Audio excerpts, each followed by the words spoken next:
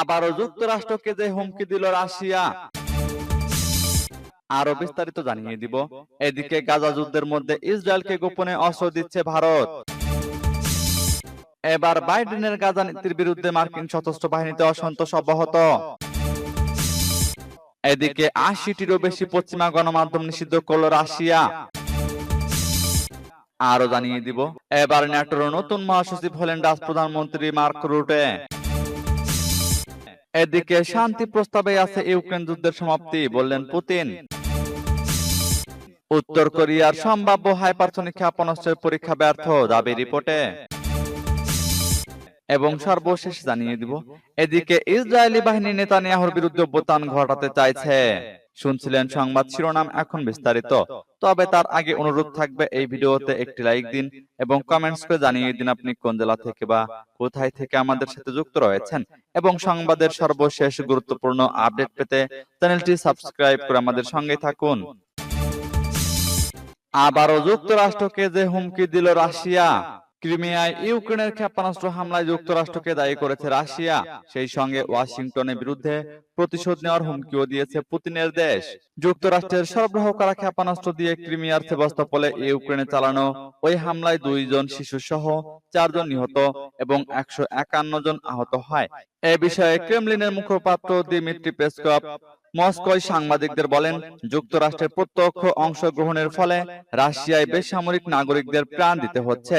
ওয়াশিংটনকে অবশ্যই এর পরিণাম ভোগ করতে হবে। কিভাবে এর জবাব দেওয়া হবে সেটা সময় বলে দেবে। তিনি আরো বলেন, আপনারা ইউরোপকে এবং সর্বোপরি ওয়াশিংটনকে একথা জিজ্ঞাসা করতে পারেন যে তারা কেন রুশ শিশুদের হত্যা করছে। ২০২২ সালের ফেব্রুয়ারি থেকে ইউক্রেনে রাশিয়ার বিশেষ সামরিক অভিযান চলছে। বিগত ২ বছরেরও বেশি সময় ধরে যুক্তরাষ্ট্র ও ইউরোপের দেশগুলো ইউক্রেনকে শত শত কোটি ডলারের সমরাস্ত্র সরবরাহ করে আসলেও এতদিন কিয়েভকে শুধু আত্মরক্ষার কাজে এই অস্ত্র ব্যবহার করার অনুমতি দেওয়া হয়েছিল। রাশিয়ার ভূখণ্ডে পাল্টা হামলা চালানোর কাজে পশ্চিমা অস্ত্র ব্যবহার করার অনুমতি ছিল না। তবে সম্প্রতি যুক্তরাষ্ট্র সরকার সেই নিষেধাজ্ঞা তুলে নেওয়ার পর রোববার ক্রিমিয়ায় হামলা চালায় ইউক্রেন। সেই সঙ্গে হামলায় বেসামরিক নাগরিকদের ক্ষয়ক্ষতির খবরও প্রকাশিত হলো। এই হামলার ব্যাপারে ইউক্রেন এখনো কোনো মন্তব্য না করলেও বেসামরিক জনগণকে টার্গেট করার অভিযোগ অস্বীকার করেছে কিয়েভ।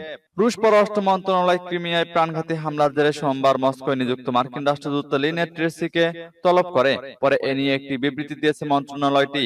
বিবৃতিতে বলা হয়েছে, ক্রিমিয়ায় এই হামলার জন্য কিয়েভের পাশাপাশি ওয়াশিংটনও সমানভাবে দায়ী। অবশ্যই এর জবাব দেওয়া হবে। সূত্র তাস নিউজের। এদিকে গাজা যুদ্ধের মধ্যে ইসরায়েলকে গোপনে অস্ত্র দিচ্ছে ভারত। ৮ মাসেরও বেশি সময় ধরে ফিলিস্তিনের গাজায় সামরিক আগ্রাসন চালাচ্ছে ইসরায়েল। এই আগ্রাসনে অস্ত্র ও গোলাবারুদ সহ সব ধরনের সহযোগিতা করে আসছে পশ্চিমা দেশগুলো। এবার ইসরায়েলকে গোপনে অস্ত্র সরবরাহ করছে ভারত। আন্তর্জাতিক গণমাধ্যমের একাধিক প্রতিবেদনে বিষয়টি প্রকাশ্যে এসেছে। বলা হয়েছে, গাজায় ভারতের তৈরি বিস্ফোরক ও রকেট ব্যবহার করছে দখলদার ইসরায়েলি বাহিনী। গত বছরের ৭ই অক্টোবর সশস্ত্র গোষ্ঠী হামাসের বিরুদ্ধে যুদ্ধ ঘোষণা করে ইসরায়েল। এরপর গত ৮ মাসেরও বেশি সময় ধরে গাজায় হত্যাযজ্ঞ চালাচ্ছে দখলদার বাহিনী। এখন পর্যন্ত প্রায় ৩৮,০০০ নিরীহ ফিলিস্তিনিকে হত্যা করেছে তারা। গুরুতর আহত হয়েছে ৮০,০০০-এরও বেশি। ইসরায়েলি সহযোগিতায় যুক্তরাষ্ট্র, যুক্তরাজ্য ও জার্মানি পশ্চিমা দেশগুলো টনকে টন অস্ত্র ও গোলাবারুদ পাঠাচ্ছে। আর সেসব অস্ত্র দিয়ে গাজায় হামলা চালাচ্ছে ইসরায়েল। ইসরায়েল ফিলিস্তিনি সংঘাতে ভারত নিরপেক্ষ ভূমিকা পালন করার কথা বললেও সম্প্রতি দেশটির বিরুদ্ধে গুরুতর অভিযোগ ওঠে, যা নিয়ে আন্তর্জাতিক রাজনীতিতে জোর বিতর্ক তৈরি হয়। গত মাসের মাঝামাঝি স্পেন সরকার জানায়, গাজায় মুহুর্মুহু হামলা চালানো ইসরায়েলকে টন টন অস্ত্র পাঠাচ্ছে ভারত। শুধু তাই নয়, ভারত থেকে অস্ত্র বহনকারী একটি জাহাজও স্পেনের উপকূলে আটকে দেওয়া হয়। এবার বাইডেনের গাজা নীতির বিরুদ্ধে মার্কিন সশস্ত্র বাহিনীতে অসন্তোষ অব্যাহত। একজন বিশিষ্ট মার্কিন গোয়েন্দা কর্মকর্তা বাইডেন সরকারের প্রতি ক্ষোভ প্রকাশ করে বলেছেন, তেল আবিবের প্রতি ওয়াশিংটনের সমর্থনই গাজার যুদ্ধকে এই পর্যায়ে নিয়ে এসেছে। হ্যারিসন ম্যান মার্কিন সামরিক গোয়েন্দা বিভাগের একজন সাবেক মেজর। তিনি ইহুদিবাদী ইসরায়েলের প্রতি মার্কিন সরকারের সমর্থনের প্রতিবাদ জানিয়ে বলেছেন, তেল আবিবের প্রতি ওয়াশিংটনের সমর্থনই গাজার যুদ্ধকে এই পর্যায়ে নিয়ে এসেছে। পার্স টুডে জানিয়েছে, হ্যারিসন গত ১৩ মে ফিলিস্তিনে ইসরায়েলি অপরাধযজ্ঞের প্রতি মার্কিন সরকারের সহায়তার প্রতিবাদে পদত্যাগ করেন। তার এই পদত্যাগের পর গাজার চলমান ইসরায়েলি অপরাধের দিকে মার্কিন সামরিক গোয়েন্দা বিভাগের অনেকেরই দৃষ্টি আকৃষ্ট হয় বলে তিনি জানিয়েছেন। মার্কিন সশস্ত্র বাহিনী ও গোয়েন্দা বাহিনীর বহু সদস্যই মার্কিন সরকারের ইসরায়েল নীতির প্রতি অসন্তুষ্ট বলে হ্যারিসন জানান। হ্যারিসন 13 বছর ধরে মার্কিন সশস্ত্র বাহিনীতে কাজ করছেন। পদত্যাগপত্রে তিনি লিখেছেন, ইসরায়েলের প্রতি বাইডেন সরকারের অগ্রহণযোগ্য সমর্থনের কারণে গাজার হাজার হাজার নিরপরাধ ফিলিস্তিনি হত্যা ও অনাহারের শিকার।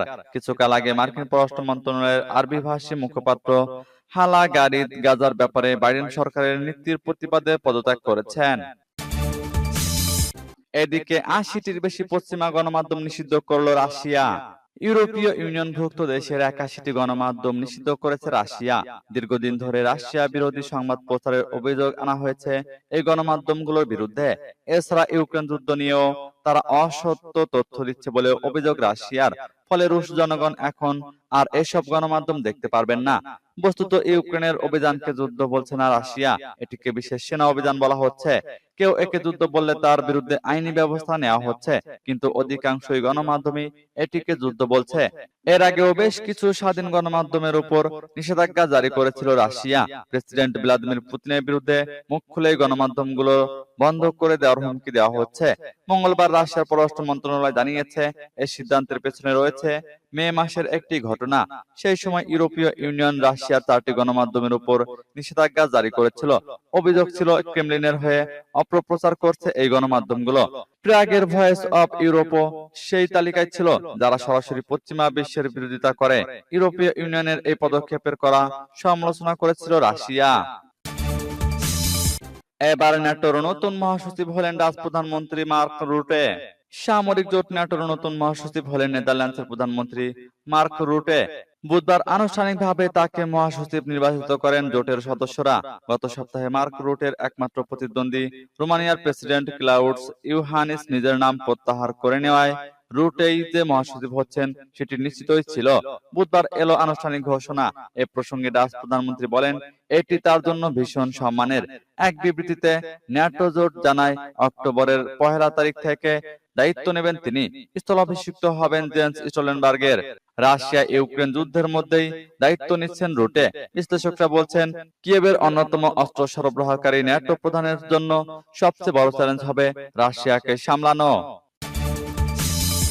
এদিকে শান্তি প্রস্তাবে আছে ইউক্রেন যুদ্ধের সমাপ্তি, বললেন পুতিন। রাশিয়ার প্রেসিডেন্ট ভ্লাদিমির পুতিন বলেছেন, তার দেওয়া শান্তি প্রস্তাবে ইউক্রেনে বছরের পর বছর ধরে চলা সংঘাতের অবসান ঘটানোর একমাত্র উপায় বিদ্যমান। পুতিন তার আন্তর্জাতিক বিষয়ক সহযোগী ইউরি উশাকভের মাধ্যমে প্রিমা কপ রিডিং ফোরামে অংশগ্রহণকারীদের উদ্দেশ্যে পাঠানো এক বার্তায় একথা বলেন। আন্তর্জাতিক সম্পর্ক এবং বিশ্ব অর্থনীতির ক্ষেত্রে বিশেষজ্ঞদের অংশগ্রহণে দুদিনব্যাপী 10তম আন্তর্জাতিক বৈজ্ঞানিক এবং বিশেষজ্ঞ ফোরামটি মঙ্গলবার মস্কোতে শুরু হয়। ক্রেমলিনের ওয়েবসাইটে প্রকাশিত এ সংক্রান্ত এক বিবৃতিতে রুশ প্রেসিডেন্ট বলেন, আমি আশা করি যে আমাদের প্রস্তাবটি ফোরামের অংশগ্রহণকারীরা চিন্তা ভাবনার মাধ্যমে এবং যুক্তিযুক্তভাবে বিবেচনা করবেন।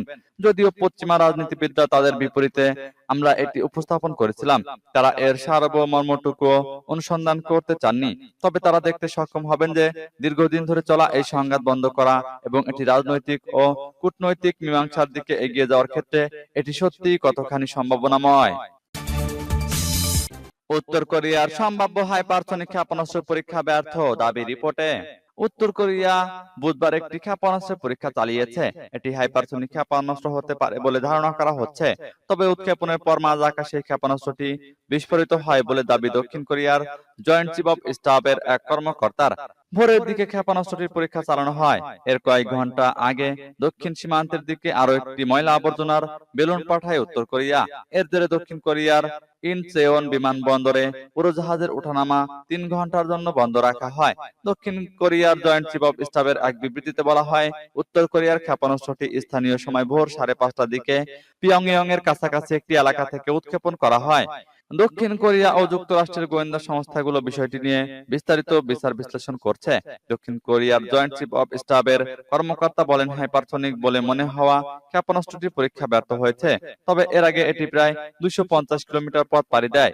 উত্তর কোরিয়ার ক্ষেপণাস্ত্র উৎক্ষেপণের বিষয়টি নিশ্চিত করেছে জাপানও। দেশটির কোস্টগার্ড বলে, জাপান সাগরে ক্ষেপণাস্ত্রটি আছড়ে পড়ে। এদিকে ইসরায়েলি বাহিনী নেতানিয়াহুর বিরুদ্ধে অভ্যুত্থান ঘটাতে চাইছে দাবি রিপোর্টে। নেতানিয়াহুর স্ত্রী সারা নেতানিয়াহু বলেছেন, প্রধানমন্ত্রীর পদ থেকে নেতানিয়াহুকে সরাতে ইসরায়েলের সেনা কর্মকর্তারা অভ্যুত্থানে ষড়যন্ত্র করছেন। শীর্ষ সেনা কর্মকর্তাদের বিরুদ্ধে এমন অভিযোগ করেন তিনি। বুধবার টিআরটি ওয়ার্ল্ডের এক প্রতিবেদনে এ তথ্য জানানো হয়েছে। গত সপ্তাহে গাজায় জিম্মি থাকা ইসরায়েলিদের পরিবারের সঙ্গে বৈঠকের সময় এমন অভিযোগ করেন তিনি। সারা বলেন, ইসরায়েলি বাহিনী আমার স্বামীর বিরুদ্ধে সামরিক অভ্যুত্থান ঘটাতে চাইছে। সেনাবাহিনীর কিছু সিনিয়র সদস্যদের জন্য তার এ বক্তব্য প্রযোজ্য। কেবল নেতানিয়াহুর স্ত্রী নন, তার ছেলেও সামরিক কর্মকর্তাদের বিরুদ্ধে অভ্যুত্থানে ষড়যন্ত্রের অভিযোগ করেছেন।